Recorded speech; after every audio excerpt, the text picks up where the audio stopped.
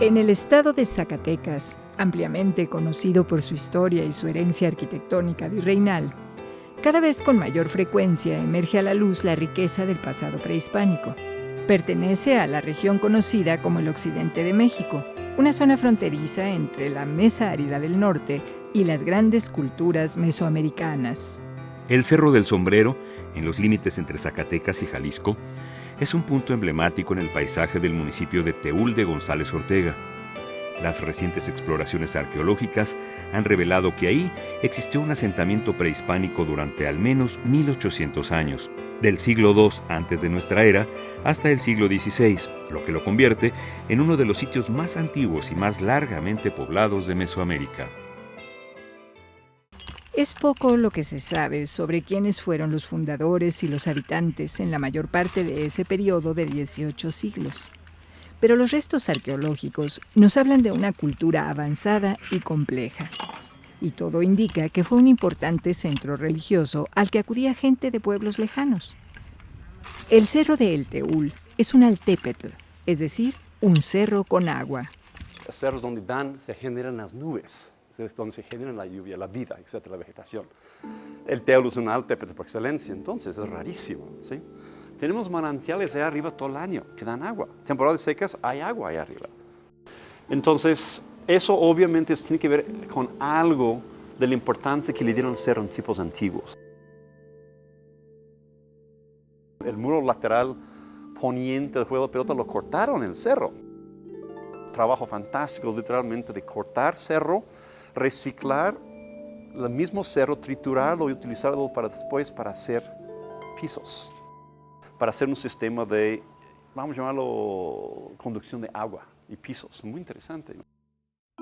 En el lado oriental del cerro se pueden reconocer los vestigios del espacio para el juego de pelota, una práctica ritual propia de toda Mesoamérica en la que se enfrentaban simbólicamente las fuerzas de la vida y de la muerte. Al sureste de la cancha se encontró una escultura cilíndrica tallada en cantera, hecha entre el 900 y el 1100 de nuestra era. Se trata de un jugador de pelota decapitado. Existe la hipótesis de que tenía intencionalmente esa característica para colocar encima la cabeza de los jugadores que serían ritualmente sacrificados. La escultura mide casi 2 metros y pesa alrededor de 1 tonelada. Hasta el momento se han localizado 7 tumbas de tiro en el Teúl. Y bueno, la tradición de tumbas de tiro es un rasgo muy característico del occidente de México para estas fases tempranas. Son excavaciones circulares aproximadamente de entre 80 y 1 metro de diámetro, ese es el promedio. Posteriormente un acceso y una cámara mortuoria que puede variar en forma y en tamaño dependiendo de las características del tepetate. Estamos dentro de lo que es la cámara mortuoria y lo que es muy impresionante de estas construcciones es si nos ponemos a pensar que en esa época no contaban con herramientas de metal con las que hacer una excavación de este tipo, simplemente son herramientas de piedra y de hecho podemos ver en los muros algunas huellas de los hachazos o mazazos de piedra que dejaron al hacer esta construcción. Entonces más o menos estamos hablando de 1 siglo o 2 antes de Cristo. Se recuperaron cuentas de concha marina, se recuperaron cuentas de piedra, también restos de arillos de Atlatl, restos de pigmentos como concentraciones de pigmentos. En esa época los ajuares funerarios eran muy numerosos y muy vistosos. También la ocarina que vimos es de aquí. Todas estas piezas reciben un tratamiento de limpieza y restauración para ser posteriormente estudiadas.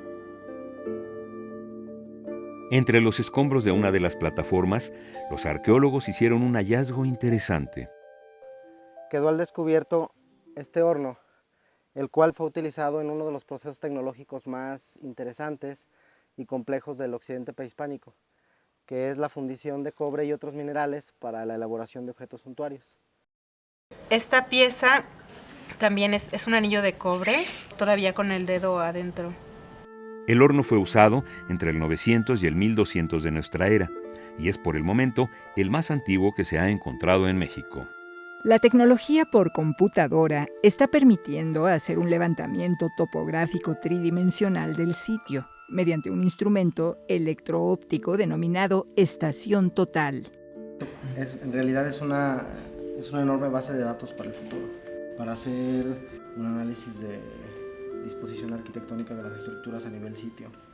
Y eso va a ser muy importante en la interpretación general del asentamiento.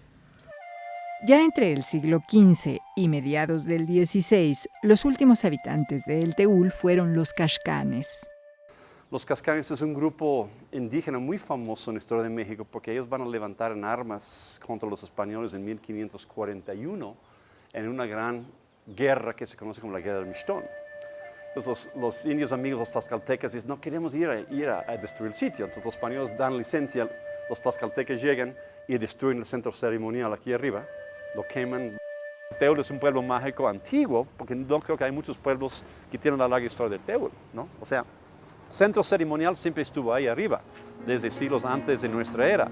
La población siempre vivía aquí. La gente cuando hacen obras en sus huertas, en sus casas, excavan y encuentran los restos abajo. Estamos hoy en una calle, en una plataforma de un templo, de un pueblo que existe por lo menos desde hace, ¿qué te gusta?